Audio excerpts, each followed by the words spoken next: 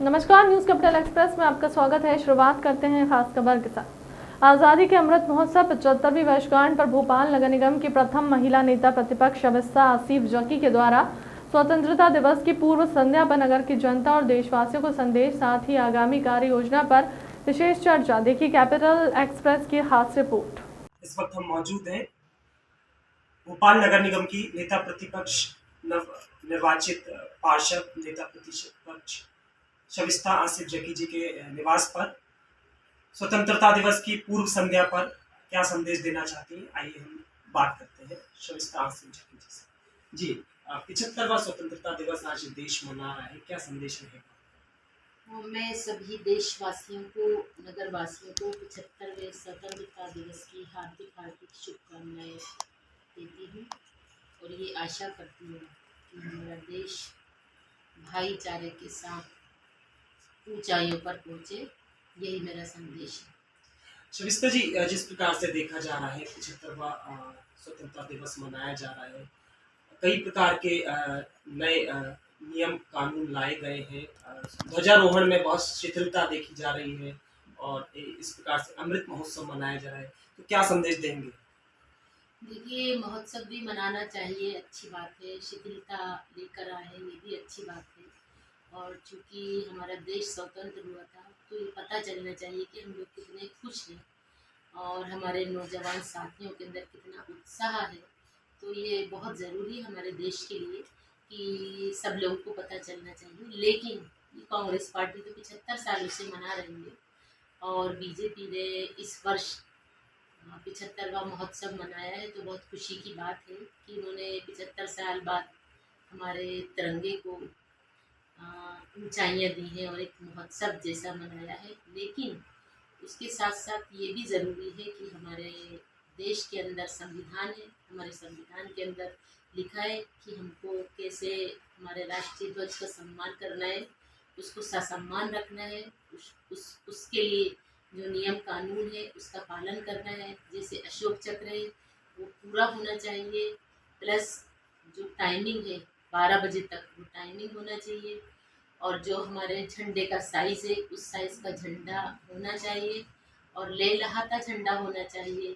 और वो हम जो देख रहे हैं तो ये ठीक नहीं है कि हमारा झंडा कहीं पर भी पड़ा है, सिला नहीं है या कहीं भी ठेले के ऊपर लगा हुआ है, वो झुका हुआ है।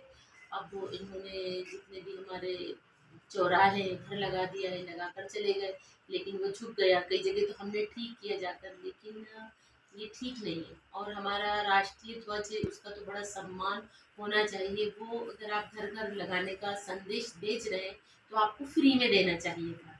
सरकार के पास क्या इतना पैसा नहीं है कि वो झंडे को बेचकर सिर्फ होना चाहिए। वो अगर आप घर घर लगाने का संदेश भेज रहे हैं तो आपको फ्री में देना चाहिए था। सरकार के पास क्या इतना पैसा नहीं है कि वो झंडे को बेचकर, सिर्फ झंडा ही बचा था अभी बेचने के लिए, उस झंडे को बेचकर वो पैसा कमा रही है। तो ये बिल्कुल गलत है। आप बिल्कुल मनाइए महोत्सव, कोई वो नहीं है, इसमें परेशानी किसी को भी नहीं होगी, लेकिन झंडा बिकना नहीं चाहिए। ये हमारा मैसेज खराब गया। तो मैं यही चाहूँगी कि हमारा जो प्रोटोकॉल है झंडे का, उस प्रोटोकॉल के साथ में हमें झंडे का ससम्मान और बहुत सावधानी से झंडा लहराता हुआ स्वतंत्रता दिवस मनाना चाहिए।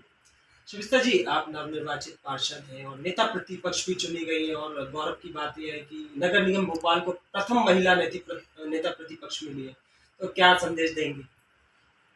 देखिए, मैं अपने सभी वरिष्ठ कांग्रेस जो मेरे लीडर्स हैं उनका शुक्रिया अदा करना चाहती हूँ, क्योंकि उन्होंने मेरे ऊपर बहुत भरोसा किया है और मुझे इस काबिल समझा था कि उन्होंने मुझे नेता प्रतिपक्ष बनाया। तो मेरी यही प्राथमिकता होगी कि जो हमारे 3 साल में कोई काम नहीं हुए और करोड़ों रुपए की वसूली नगर निगम ने करी और जनहित के मुद्दों के ऊपर उन्होंने क्या काम किया ये उनको बताना होगा, उसका हिसाब देना होगा। और आने वाले जो हमारा कार्यकाल अब शुरू होने जा रहा है, जैसा कि अभी बजट नहीं मिला तो हमें बजट सबसे पहले वो मुहैया कराएं। अभी 13 तारीख को लोक अदालत लगी थी, उसमें 20 करोड़ रुपए, लगभग 20 करोड़ रुपए टैक्सेस आए हैं, टैक्सेस की वसूली आई है। तो वो उनको पूरे 85 वार्डों के अंदर बांटना चाहिए ना कि ये इंतज़ार करे कि हमारा मार्च में बजट आएगा। अब बताइए, आज अगस्त से लेकर मार्च तक कौन इंतज़ार करेगा? 3 साल से तो वैसे ही इंतज़ार कर रहे थे। अब आप कहीं से भी लेकर आइए, जैसा कि सीएम शिवराज सिंह चौहान जी ने घोषणा की थी, हम राज्य सरकार से बजट लाकर देंगे नगर निगम को। जो हमने वादे किए हैं, हमारी मेयर ने जो वादे किए हैं, उनको पूरा करेंगे। तो इन्होंने अभी बीच में 3 सालों के अंदर ये किया कि टैक्सेस बढ़ा दिए, जैसे वाटर टैक्स बढ़ा दिया, प्रॉपर्टी टैक्स बढ़ा दिया, कचरा प्रबंधन बढ़ा दिया, सीवेज टैक्सेस बढ़ा दिए, नल कनेक्शन के टैक्स बढ़ा दिया, नल कनेक्शन की जो रसीद है 2500 की थी, उसको बढ़ा के 10-15 हज़ार तक पहुंचा दिया एरिया वाइज। तो ये बहुत सारे टैक्सेस जो जनता के ऊपर थोप दिए हैं। महंगाई का दौर है, लोगों को 2 वक्त की रोटी नहीं मिल रही, तो वो टैक्स कहाँ से जमा करेंगे? उनकी कुछ अर्निंग भी तो होना चाहिए।